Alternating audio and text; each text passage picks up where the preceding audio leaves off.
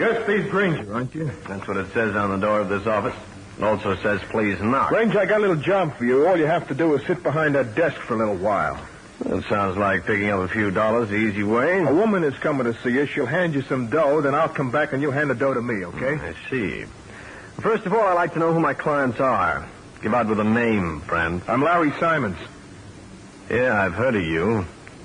You're one of those boys who haunt the cocktail joints uptown. Pick up some doll who's romance-minded. Only when you finish with her, she's out money and in the set of hurt feelings. Never mind that. Do you want this job or not? Larry, I want you to get out of here fast. Look, there's a fast 50 in this for you, Gumshoe. You know something? One of my little quirks is that I hate to repeat myself. Now beat it, Worm, before I throw you out. Nobody ever threw Larry Simmons out of any place. Well, I'm going to break the record. Now blow, will you? You're spoiling my day. I'm going to spoil something else for you, too. Remember that. So long, Snoop. This is Steve Granger, private detective, with a story about a bland bit of blackmail and a brownette baby who was right in the middle of it. In just a moment, I'll take you back to one of my most interesting cases.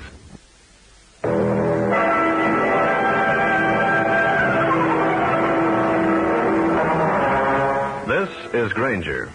I was sitting in my office after having shown Mr. Larry Simmons the door, not too politely. I wasn't feeling any heartburning over that because that was one young hoodlum who left the kind of taste in my mouth that chlorophyll couldn't cure. Then I had another visitor. Mr. Granger, I've come here for some advice.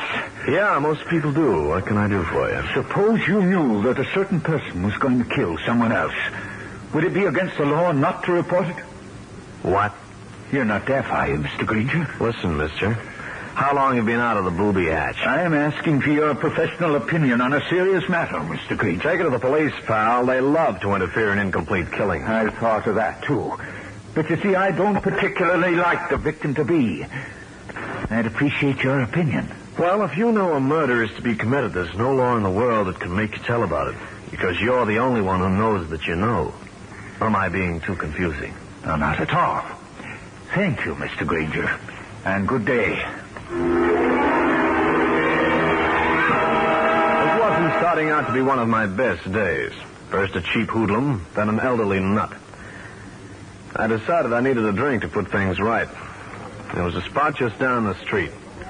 I walked in, gave the bartender the nod, and sat down at a table to await my usual. It arrived simultaneously with something else. A girl. She had brown hair, swing and sway walk, and clothes that spelled, "What are you doing later, baby?" Mr. Granger, why aren't you in your office? Because, little lady, I wanted to come in here. So I did. Any further questions? Larry told me you'd be upstairs. I saw you come out and come in here. Larry didn't tell me you were going to do that. Larry is not my master. I go where I please. I don't understand all this. Larry was very explicit. Larry should crawl into a hole. Let someone fill it with water. Well, I didn't think you felt that way. Oh? We might as well get on with our business. Well, here's the money. That green stuff makes it seem like St. Patrick's Day, but you're a few months late. Did Larry give you the paper? Baby, take this money and put it back in your handbag. Makes me nervous. What are you talking about? Larry told me you'd have a paper for me. I've got nothing. But he promised to sign a release. You were going to hand it to me. You're on the right track, but you got the wrong train. Your pal Larry came to me with such a proposition, but I threw both him and proposition out the door. Ergo, no paper. You threw Larry out of your office, but he said everything would be all right. What? He even promised. You put all of Larry Simmons' promises end to end, it would end all promises. I think you're lying. I'm not lying. Also, I'm not in business with any cheap little blackmailer. Tell that to your greasy little friend. Friend? Yeah. Let me tell you something else. A young woman as attractive as you could have hundreds of boyfriends. None of them even remotely resembling Larry Simmons. Did I make myself clear? You think Larry is my boyfriend? Sure he's not your cousin. Mr. Granger, I hate Larry Simmons. That adds another name to a growing list. So do I. I'm glad to hear that, Mr. Granger. Sorry I bothered you. Goodbye. Wait. What's your hurry, and who are you? I am the person who's going to give Larry Simmons a bad time. The girl moved out the door of the cocktail lounge wearing an expression in her eyes that spelled trouble with a large T for one Larry Simmons. I waited a split second, then moved after her. Granger, wait.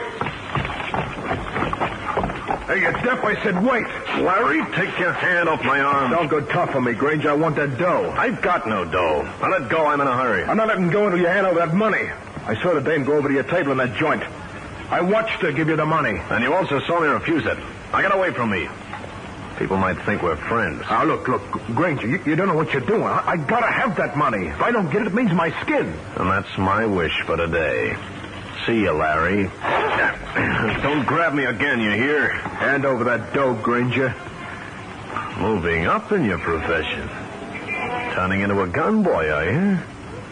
In the middle of the street, too. I'm not kidding, Granger. This is serious with me. I'll say it's serious. Now, I'll take that gun, thanks. Here, what's going on? And give me that gun. Who do you think you are, waving a revolver around in public? Come on, hand it over. Here you are, officer. Now then, march, both of you. Guns in the middle of the day on Broadway. Now, just a minute, officer. Here's my license. Steve Granger? So you're the private eye, are you? What's all this about? The gun belongs to this man, Larry Simmons, officer. So, you have a permit to carry this thing, mister? I sure have, officer. There, here it is. Simmons, 2365 East 69th Street, New York. Okay. Take your gun and put it away. Officer, I want to say... Granger, you keep quiet. Now, get up the street, Simmons, and don't let me catch you waving a gun around again. Thanks, officer. Hey, which way you going, Granger? Any direction you're not taking, Larry. Just stay away from me. Now, listen to me for a second. Because the next time I have to take a gun away from you, I'll put a slug right between your eyes. That'll be enough of that kind of talk, Granger. Simmons, get out of here. Go on. Granger, you stay with me. The police officer held me by the arm until Larry Simmons disappeared in the crowd. Then he handed me one more admonition to behave myself and turn me loose. I went home hoping to spend a quiet evening. If I'd known what was in store for me, I would have left town instead. Now what? Who are you and what do you want? My name is Alan Gilbert. I want to have a little talk with you. Okay, chum. My hours are 10 to 5. You can catch me any day at my office downtown. I want to talk to you right now. That's what I was afraid of. My girlfriend came to see you today. She's in trouble. Most interesting. She wanted to give you some money. You refused it. More people seem to have seen that transaction. Also, she's been seen around New York with Larry Simmons. He's a crook. This is as interesting as the latest novel, little man, but still none of my business. I think she's in trouble, Granger. And I came here to tell you that if you're the cause of it... I've heard enough of this. Take your foot out of my door, pal, or I'll part your toes for you. Just remember, if you play tricks with Alice Balfour, you'll wind up in the morgue. I'll continue with this interesting story in a minute.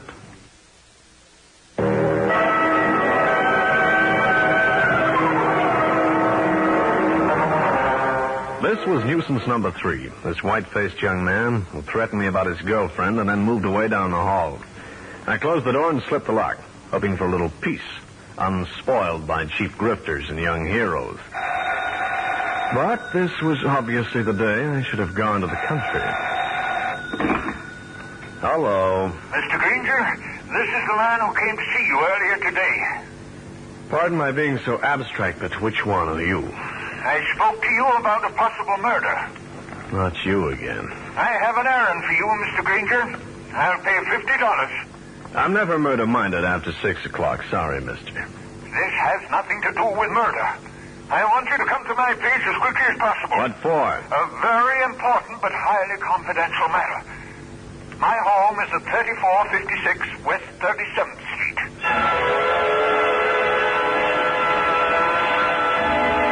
I jotted down the address and got on my way, wondering just what this was all about. But I decided to stop off at Cal Hendricks' place. This whole business had an odor about it, and I figured my newspaper friend might be useful. Hiya, Steve. How's business? Crazy, man. Crazy. I had a visitor this morning. Larry Simmons. Oh, that creep. Yeah, I told him to creep right out of my door. Then I had another caller. Oh, here, hang on to this. Yeah, what's this address for? Concerns my second caller. An elderly gent with questions about what the law would say about people who know a murder is going to be committed and won't say anything about it. Your choice of clients leaves a lot to be desired, chum. Yeah, I know. Thought I lost him, but he just phoned. Asked me to come up and see him. This is his address. You want me to keep it? Yeah. Thanks so much. Don't mention it. I won't. Unless I don't happen to come back.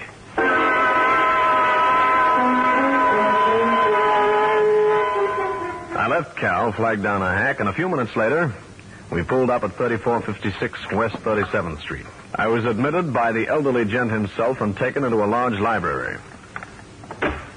This room should do. Chair, Mr. Granger? Now, I suppose we start at the beginning, huh?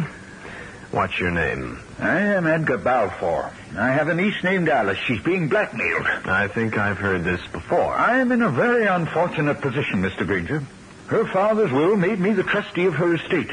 And there are conditions. What kind of conditions, Mr. Balfour? First, Alice is a very strong-minded person. However, her judgment is not always good. Her father was aware of this when he made out his will. Go on. For instance, the estate goes to charity should she be adjudged guilty of even a misdemeanor. Misdemeanor? That includes minor things. Traffic tags and whatnot. Mr. Granger, I am not a man with a whip in his hand. I could overlook something as slight as that. However, something more serious has taken place. The blackmail? This morning, yes. She got $1,000 from me. It's the second time in 2 weeks I've granted her wish for a large sum of money. Second time? Yes. She's paying off, Mr. Balfour. Don't ask me how I know, but I do. Perhaps you'll also know the man's name then, huh? I could guess. Would Larry Simmons be close?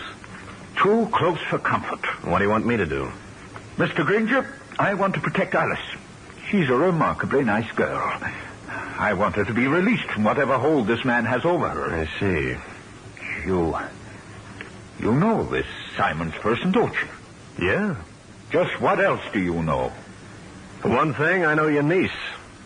I spoke with her just an hour or two ago. What else? This is a guess, but I wonder how close I am. Isn't it true that the man you would like to see dead is this same Larry Simmons? With a great deal of pleasure. But what you wouldn't like to see is your niece in a police lineup accused of killing him.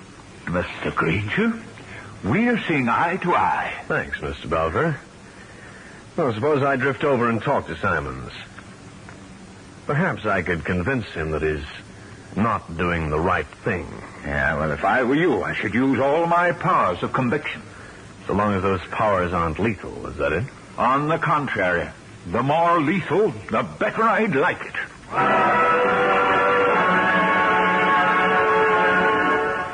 Edgar Balfour's eyes tossed a glance at me cold enough to deep freeze a sirloin steak. They also blinked goodbyes, so I got out of there. And as I left the house, I was thinking with envy of those guys who live a nice, quiet life in nice, quiet offices wearing white collars and adding up figures. For me, in this setup, everything I figured kept adding up to murder. In just a moment, I'll bring you the climax of the case.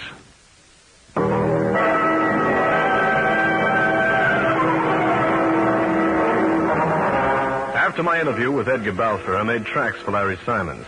I was going to enjoy tangling with him again, but I made one phone call first. Hendricks speaking. Cal, this is Granger. Do something for me, will you? Yeah, sure. What's on your mind? Make a phone call or two and get me a lead on a man named Edgar Balfour. He's got a niece named Alice. There's management of an estate involved. And Larry Simmons is mixed up in it? Right. Okay, pal. I'll get onto it pronto.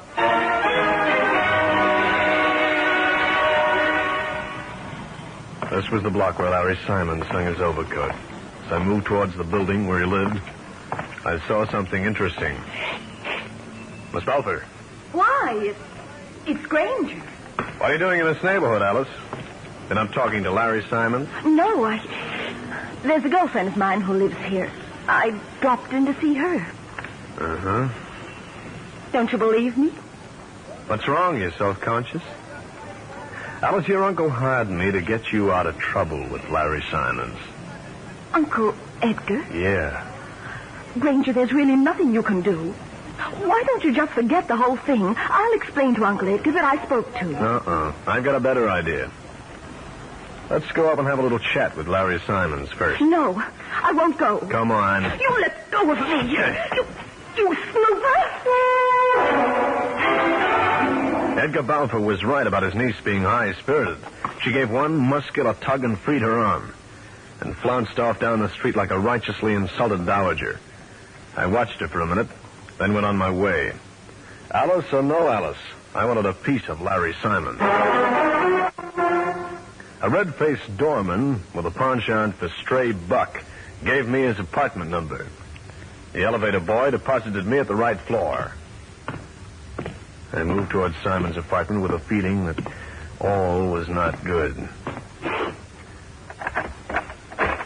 His door swung open to my touch, and I stood there face to face with a sleek little blackmailer. He was sitting in an easy chair, all set for his last long rest. I went through him and came up with a grand prize, 10 $100 bills. Then I reached for the phone. Calling somebody, Granger? What? Oh, Sergeant Ray, I was just calling you. You were, Mr. Granger? What does it look like I was going to do? You might have been calling Grand Central for transportation out of town. Oh, stop that. You see, I was told to wait for you to come back. We figured that you'd forgotten something, sir. Me? Oh, what did I forget? The 10 $100 bills in your hand. Perhaps we should continue this downtown. Downtown? What for? I'm sorry, sir, but it's suspicion of murder. That's your story, Mr. Granger. Can you substantiate it? Of course I can. Edgar Balfour hired me to have a little talk with Larry Simmons. And that's why you knew what he had in his coat pocket, sir. Well, sure. Mm-hmm. Yes, Sergeant. Eddie, do you know this man? He's Steve Granger. Where'd you see him last? Uptown earlier today. Under what circumstances? Well, he was having an argument with another fellow named Larry Simmons. He says to this other guy, the next time I see you, I'll put a slug right between your eyes. Did you make that statement, Granger? Now, Sergeant, I can tell you... Just tell me if you said it or not. Sergeant Ray, usually one of my friends, just leaned back and waited for me to admit making the statement. I did, feeling certain that my next bedroom would have vertical Venetian blinds. The sergeant could, in view of the patrolman's evidence, hold me under suspicion. But after 15 minutes of explanation, I was released on my own recognizance. I left police headquarters, checked an address from a telephone directory, and went uptown. Little fragments of thought were beginning to gel into certainty. This was the apartment house where Alice Balfour's boyfriend, Alan Gilbert, lived.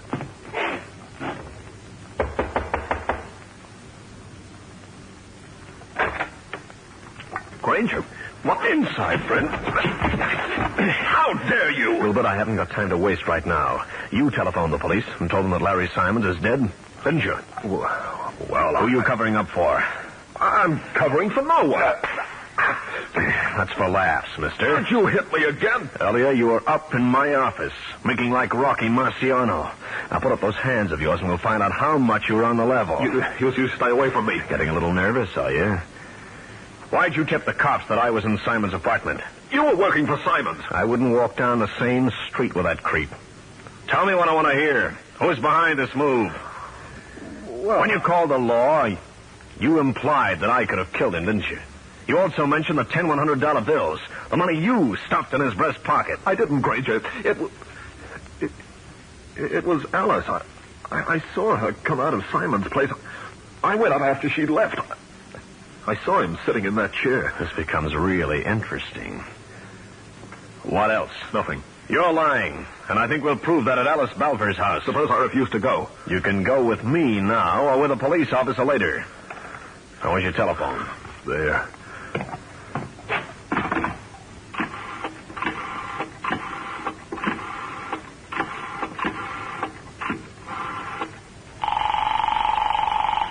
Granger, you don't know what you're doing. Quiet.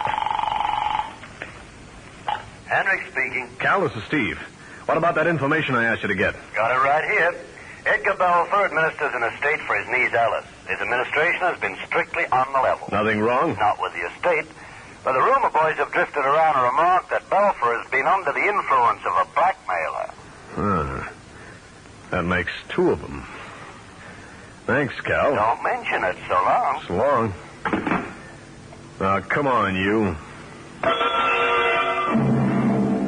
I shoved Alan Gilbert along ahead of me like a case of soft drink bottles. I got a hack and headed for the Balfour residence. A few minutes later, Alice answered the door. Alan.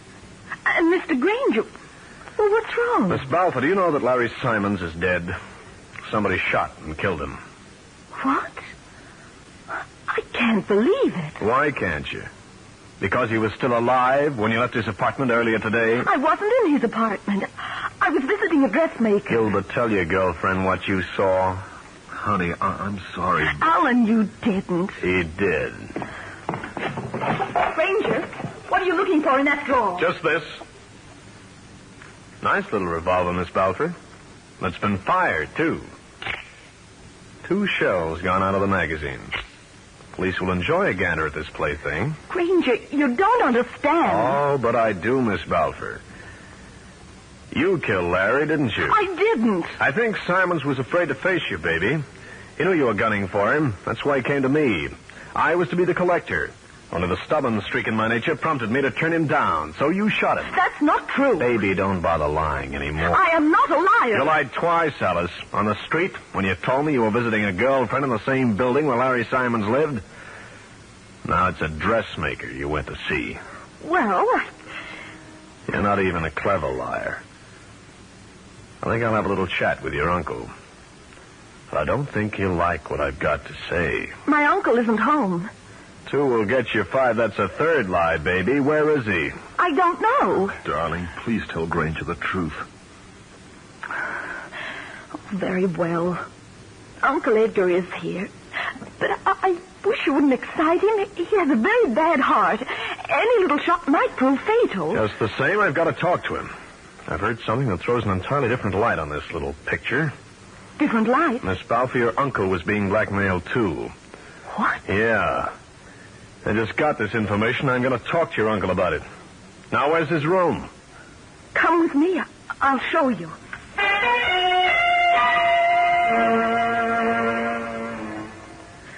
This is his room here. Knock on the door. Don't tell him I'm here. Uncle Edgar, it's me. Alice. Uncle. It's me. Open the door. Uncle? That sounded like a gunshot. Out of the way.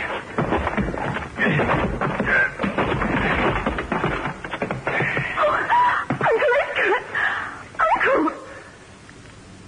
He's dead, Alice. He shot himself. In that case, I can tell you. I didn't shoot Larry Simons. Uncle Edgar killed him.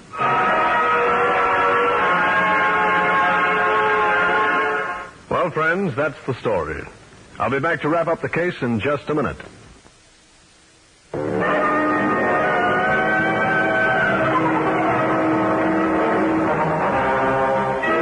When Alice Balfour made the statement that her uncle had killed Larry Simons, Alan Gilbert's face took on that look of disbelief that crosses an expectant father's face when he realizes it's 2 instead of 1. I looked at the girl, too. I realized that my uncle murdered Larry, but I had to protect him. You were protecting him before, weren't you? That's why you were paying off to Larry Simons. Yes. Larry kept promising a release. When I ran into you, I knew he'd never keep his promise. How long have you known your uncle was the murderer? Just after Larry was killed. I went to his apartment. I saw his body. I knew then. When I got back here, I started to tell Uncle Edgar. He evaded me. Later, he handed me this letter. Here, Granger, you read it. My dear Alice, I killed Larry Simons. He'd been blackmailing me for years for a minor offense. I paid because I wanted to remain a custodian of your estate, which you will find in perfect order. When I found out he was taking money from you, too, I decided to do away with him. It was the only thing I could do, your affectionate Uncle Edgar. You see, he was trying to help me. You missed badly. I found you in the neighborhood. If he had done away with the murder gun instead of sticking it on that desk, you would have been in a jam. Yes, I know. Murder never pays, does it? Steve Granger again. You've just heard one of the most interesting cases in my files. I'll have another one for you, so be around next time.